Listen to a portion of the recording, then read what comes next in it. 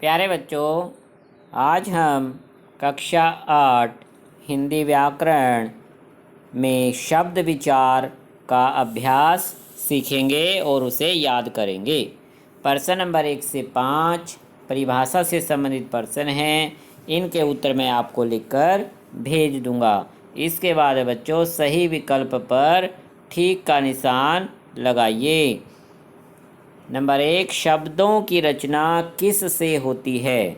तो बताओ बच्चों, शब्दों की रचना किस से होती है? कि वर्णों की संख्या से, वर्णमाला से, वर्णों के सार्थक मेल से या फिर शब्दों के मेल से? बताओ। यस, ठीक है कि वर्णों के सार्थक मेल से। तो यहाँ पर हम इस बॉक्स में ठीक का निशान लगाएंगे क्योंकि यह बॉक्स इसके सामने है। तो सही ऑप्शन के सामने वाले बॉक्स में हमें निशान लगाना है पेंसिल से।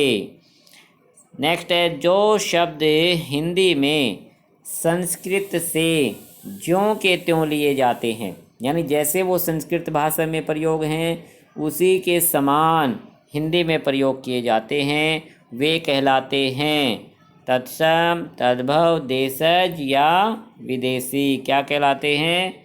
तत्सम। नाम से याद रखना बच्चों, तत्सम, सम यानी समान, संस्कृत के समान हिंदी में प्रयोग हैं। नेक्स्ट है, रचना के आधार पर शब्द भेद कौन सा है? रचना के आधार पर कौन कौन से भेद होते हैं बच्चों? अगर आपको याद हैं तो आप बता पाओगे कि रचना के आधार पर रूढ़ शब्द होते हैं, यौगिक भी होते हैं, योगरूढ़ भी होते हैं। तो तीनों भेद रचना के आधार पर हैं, इसलिए लास्ट ऑप्शन हमारा ठीक हो जाएगा। इस बॉक्स में राइट निशान लगाना है। नेक्स्ट है बच्चों नंबर 4, निम्नलिखित में संकर शब्द है। कि संकर शब्द छांटना है ऐसा शब्द जो दो भाषाओं के योग से बना है। घड़ियाल, घड़ी और याल दोनों हिंदी के शब्द हैं। घड़ी साज, घड़ी और साज, घड़ी हिंदी का शब्द है, साज अरबी भाषा से लिया गया है, इसलिए ये हमारा संकर शब्द है। फिजूल और घरेलू ये केवल एक ही भाषा के शब्द हैं। नेक्स्ट, निम्नलिखित में अविकारी शब्द है। अविकारी शब्द का मतलब क्या है बच्चों? जिसमें परिवर्तन नहीं होता।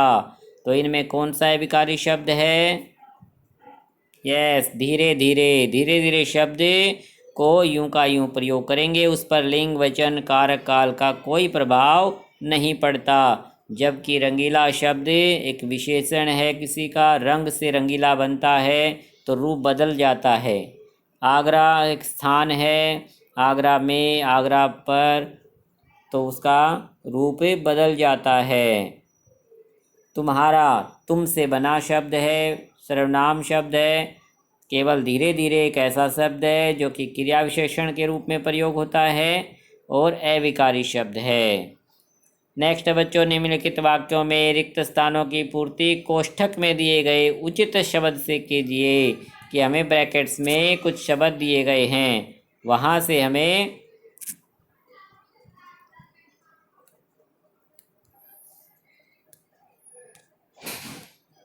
इन ब्रैकेट्स में से बच्चों सही शब्द का चुनाव करके उचित शब्द छांट कर हमें फिलअप करना है। नंबर 1, भगिनी शब्द का तद्भव रूप।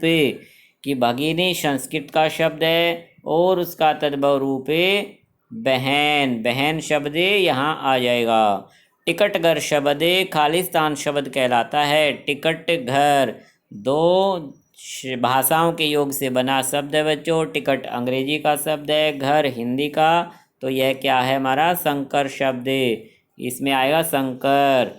अभिशाप का विपरीतार्थक यानी विलोम शब्द, किसी को अभिशाप देना यानी श्राप देना, तो वरदान उसका विलोम शब्द है। देशभक्ति शब्द डैश है। देशभक्ति बच्चों दो शब्दों के योग से बना है, इसलिए यौगिक शब्द है। क्रिया विशेषण शब्द डैश शब्द कहलाते हैं। कि क्रिया विशेषण शब्द किसका भेद है बच्चों? अविकारी शब्द का, तो अविकारी शब्द कहलाते हैं। नेक्स्ट है बच्चों, निम्नलिखित तत्सम शब्दों के तद्भव रूप लिखिए कि अश्रु संस्कृत का शब्द है और इसका तद्भव रूप बदला हुआ रूप क्या आएगा, आंसू। आंसू हिंदी में प्रयोग करेंगे तो तद्भव कहलाएगा उष्ट्र। उष्ट्र का तद्भव रूप ऊंट। नेक्स्ट है प्रस्तर। प्रस्तर का तद्भव रूप पत्थर। तो ये टेबल हमने पाठ पढ़ते समय भी याद की थी। मिष्ट। मिष्ट का तद्भव रूप मित्र। नेक्स्ट है अगर। अगर का तद्भव रूप आगे। नेक्स्ट है अक्षी। अक्षी का तद्भव रूप आँख। नेक्स्ट है घोटक। घोटक का तद्भव रूप घोड़ा। नेक्स्ट है बच्चों कपोत। कपोत का तद्भव रूप कबूतर। लास्ट है कूप। कूप का तद्भव रूप कुआं। इस तरह से आपको ये पेंसिल से फिल करने हैं। तत्सम शब्दों के सामने उनके तद्भव रूप लिख लेने हैं। नेक्स्ट क्वेश्चन है बच्चों, निम्नलिखित शब्दों में से रूढ़, यौगिक और योग रूढ़ शब्द छांट कर लिखिए कि रूढ़ कौन से हैं जिनके टुकड़ों का कोई अर्थ ना निकले, यौगिक जो दो या दो से अधिक शब्दों से मिलकर बने, योग रूढ़ कौन से, ये भी दो या दो से अधिक शब्दों के मेल से बने होते हैं लेकिन एक विशेष के लिए प्रसिद्ध हो गए हैं। जैसे फूलमाला दो शब्दों के योग से बना, फूलमाला या फूलों की माला को फूलमाला कहते हैं लेकिन कोई विशेष अर्थ नहीं है इसलिए यौगिक शब्द है। नीलकंठ कि नीला है कंठ जिसका, नीले कंठ वाला, ये एक विशेष व्यक्ति के लिए प्रसिद्ध है, शिव जी भगवान के लिए प्रसिद्ध है इसलिए यह योग रूढ़ शब्द है। रोटी। रोटी शब्द के टुकड़ों का कोई अर्थ नहीं है, यह हमारा रूढ़ शब्द है। चावल। चावल शब्द के टुकड़ों का कोई अर्थ नहीं निकलेगा, यह हमारा रूढ़ शब्द है। अनुशासन। अनुशासन यानी अपने पर शासन, अपने पर कंट्रोल, यह हमारा यौगिक शब्द है। राजपुत्र दो शब्दों के योग से बना, राजा पुत्र, राजा का पुत्र तो राजपुत्र है। गजानन दो शब्दों के योग से बना, गज आनन कि गज के समान जिसका आनन, लेकिन इसका विशेष अर्थ है बच्चों गणेश जी के लिए प्रसिद्ध हो गया है इसलिए गजानन योग रूढ़ शब्द है। नंदलाल कि नंद का लाल, नंद का पुत्र नंदलाल कहलाया, दो या दो से अधिक शब्दों से मिलकर बना लेकिन ये विशेष अर्थ श्री कृष्ण को ही नंदलाल कहा जाता है इसलिए योग रूढ़ शब्द है। आदमी। आदमी शब्द के टुकड़ों का कोई अर्थ नहीं है, रूढ़ शब्द है।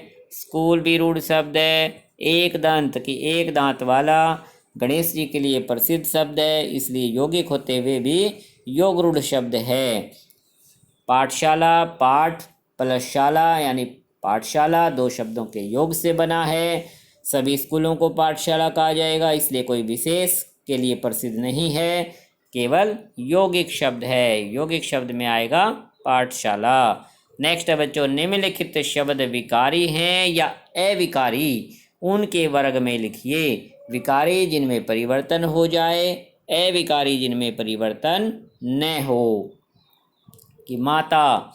माता शब्द में लिंग वचन के कारण परिवर्तन हो जाएगा, इसका लिंग परिवर्तन हो जाएगा कि माता का पिता, माता का माताएं, इस तरह से यह विकारी शब्द है। सुभाष किसी का नाम संज्ञा शब्द विकारी में आएगा, इसलिए शब्द बच्चों एक समुच्चय बोधक शब्द होता है, अविकारी शब्द है, इस पर लिंग वचन का कोई प्रभाव नहीं पड़ता। के पास एक संबंध बोधक शब्द है, इसका लिंग वचन पर कोई प्रभाव नहीं पड़ेगा। इस पर जल्दी पर भी लिंग वचन का कोई प्रभाव नहीं पड़ेगा, एक क्रिया विशेषण शब्द है, यहाँ अविकारी शब्द है तो ये सभी अविकारी शब्द हैं इसलिए के पास, जल्दी, यहाँ ये सभी हमें अविकारी शब्दों में लिख लेने हैं। मोटा। मोटा का लिंग वचन परिवर्तन हो जाएगा इसलिए यह हमारा विकारी शब्द है। मोटा का मोटापा भी बन जाता है, भाववाचक संज्ञा बन जाएगी। पढ़ना क्रिया शब्द है, क्रिया पर काल का प्रभाव पड़ जाता है, विकारी शब्द है। उन्होंने सर्वनाम शब्द है, इस पर भी लिंग वचन कारक काल का प्रभाव पड़ता है। लेकिन लेकिन एक समुच्चय बोधक शब्द है, यह हमारा अविकारी में आएगा। इस तरह से बच्चों आपको यहाँ तक अभ्यास अवश्य ही कर लेना है। इसके बाद खेल खेल में ये आप अपने आप कर सकते हैं कि हमें इन शब्दों के दो दो उदाहरण लिखने हैं कि रूढ़ शब्द के दो उदाहरण, देशज शब्द के, विदेशी शब्द के, योगरूढ़ शब्द के। हमें इन शब्दों की नॉलेज है, उस पर हम लिख सकते हैं। तकनीकी शब्द मत लिखना बेशक से, तद्भव शब्द के दो उदाहरण। अच्छा बच्चों, धन्यवाद।